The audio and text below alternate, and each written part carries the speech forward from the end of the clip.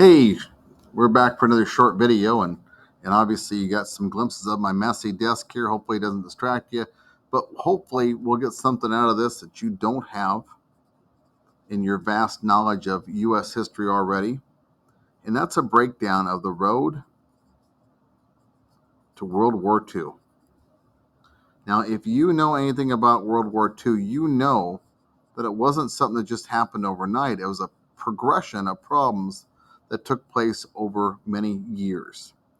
And as we know in history, typically there is usually a cause and effect to almost everything that we deal with. And because this is our main topic and this is an important theme that we want to stick with as we do this video, I'm going to put that in yellow so it stands off my page a little bit. And I want to also make note, in case you don't know what World War is, or WW is, I'm talking about the World War. And I also want to make note that when we're talking about the road, we're really talking about the time period between the 1920s and the 1930s. And this time period was definitely a crazy time period in American history, world history. There's some really, really fascinating things that we can talk about in terms of what was going on just in the U.S., because there's a roaring 20s, there's prohibition, there's the rise of gangsters, and all kinds of neat stories. But it's also an age that leads to the Great Depression and a lot of times of I guess, uncertainty for America. But it wasn't just America that was having these kinds of problems. They were happening worldwide. And a lot of these problems were caused by things that had already been decided. And that's where our road begins. It begins with the end of World War I. So one ending is the beginning of something else. And as we go through these, I'm going to go ahead and I'm going to label the main topics and weave them through like we're creating a road.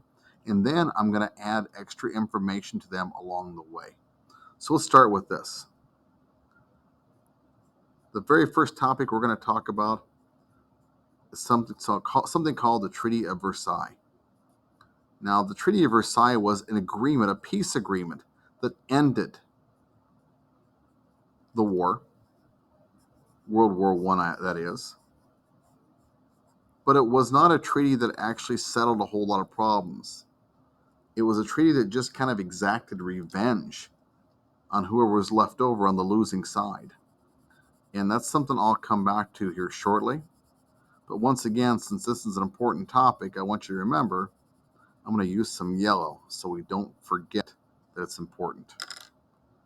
And because we're talking about a journey, let's begin our road just like that. And that road is going to continue on,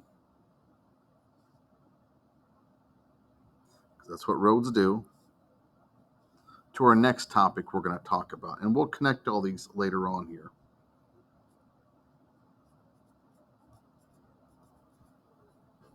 Something called an economic downturn. And economics, you got to know, involve money. Economics is about cash. And unfortunately, for the world, we went through a massive global depression. But early on, the one who probably got hit the hardest was a place called Germany. That's tied to this Treaty of Versailles conversation we're going to have in just a few minutes here.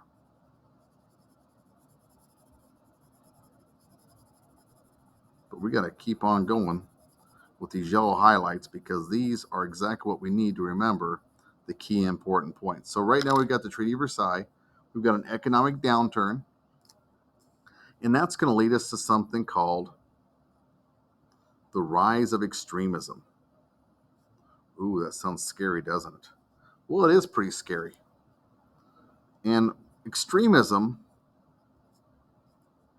I'll define that for you in just a second here. Let's get it written out first. Extremism.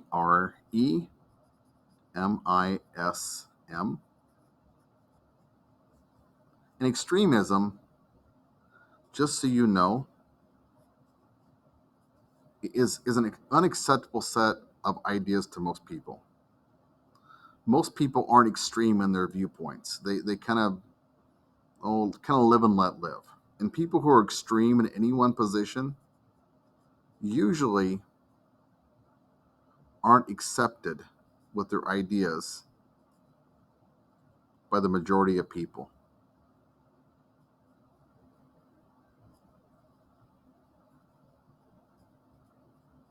So we're going to list this unacceptable to most people. It's just too much. If you think about extreme sports in the Olympics, people who are taking those snowboards and they're flipping all over the place, or skateboards and they're doing a triple half, 1 million pike or whatever they're doing, flipping around. Those are extremes. They're extremely dangerous. It's crazy for me. I'm old and fat. I could never survive that. But I will tell you that most people would not accept the risk that comes with those sports. That's why they're called extreme. And when I define something, I always use these little bubbles. I try to highlight it in the consistent color, usually orange, because I want people to look at that and say, oh, yeah, that's what that means. Or what does extremism means? Oh, I know. Orange is definitions and stuff. So we're going to talk about this. And specifically when we talk about extremism, probably the most notable countries that are involved in this extremism are places like Italy, Japan, and of course, Germany.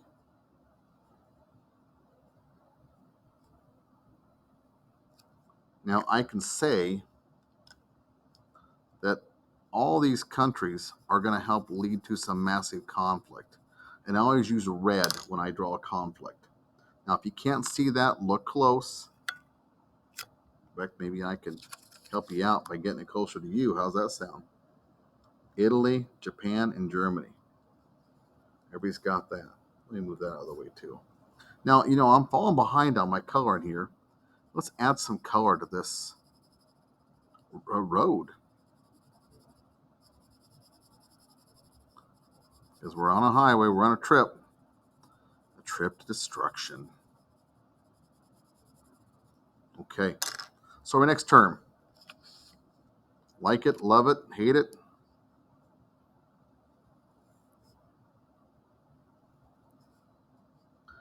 It's not Nazi ideology.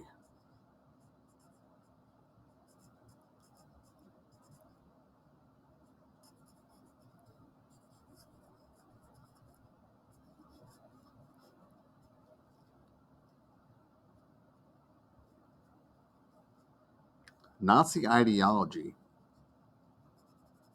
has to do with a political party in Germany. And when I say ideology, I'm really talking about a set of ideas. I'm going to write that down so you know, because sometimes it's easy to forget that. But we all have ideologies.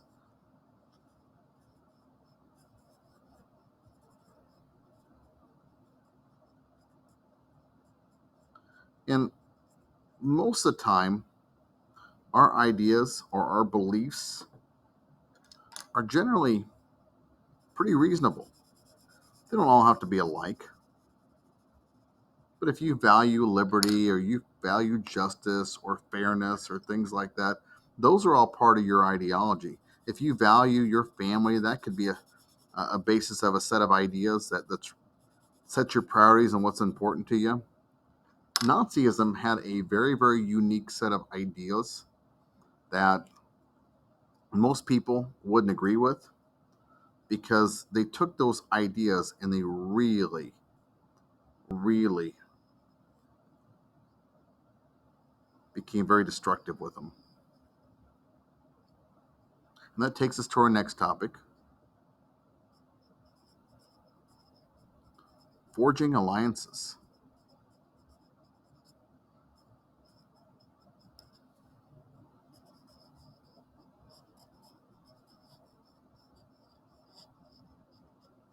When we talk about forging alliances, we're talking about making agreements and making connections with different people. And you play dodgeball, you form an alliance, you and your buddy, you aren't going to get each other out until the very end, and you're going to um, pass each other the ball and that kind of thing. Well, that's what an alliance is. When we talk about alliance systems during this time period, though, we're talking about alliance systems that potentially could lead somebody to war. And war was something that people used or countries used to gain ground, territory, influence, power, money, that type of thing. And we still see that happening yet today. Okay, and we'll talk about that more in a few minutes here. And our journey is going to take us on to another term that maybe you've heard of, maybe you haven't. It's called lebensraum.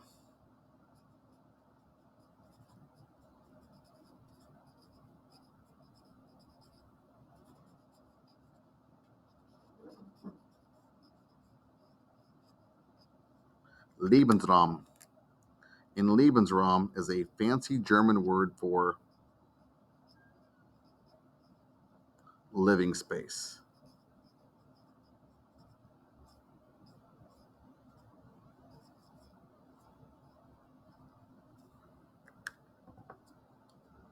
And I say that because there was a real need, according to German ideology or thinking and their pride, that they wanted to grow their population and they needed living space to do that. Unfortunately, everybody already had the space around them. So that means they were going to have to clear that space out somehow. And anytime you take somebody else's stuff that they don't want to give up, that usually means there's going to be some sort of fight. And Hitler had friends that were going to help him fight, the Nazis did, because he'd made agreements and alliances with people that he thought were going to help him go out and continue doing what he wanted to do, which was take people's stuff.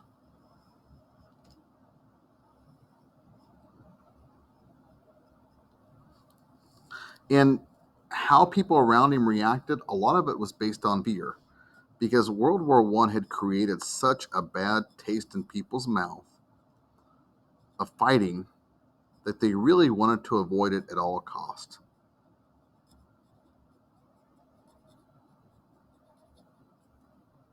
So they were willing to give Hitler what he wanted as long as what he wanted wasn't too much.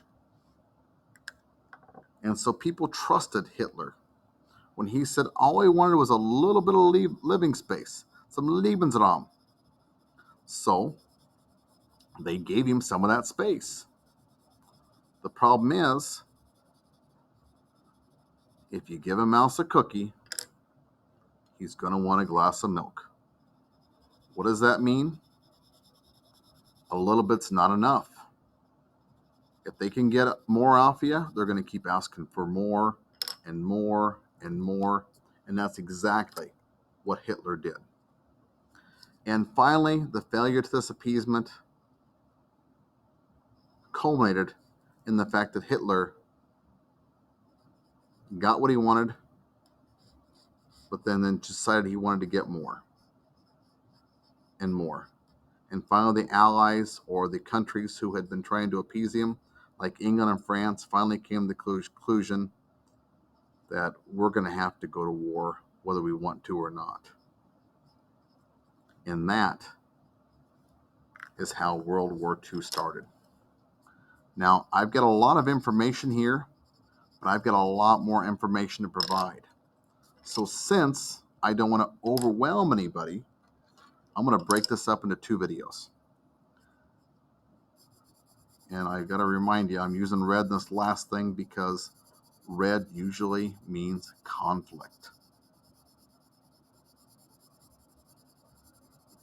So, in the second part of the video that we do, we'll use this same road pathway to war, but we'll fill in some information along here and give you better explanations, and we'll connect these things together to show how all these things are really interrelated, but some of it is literally cause and effect. This caused this, which caused this, which caused this, which caused this, which created this, and it just kept on going. Eventually, it leads us all the way to World War II.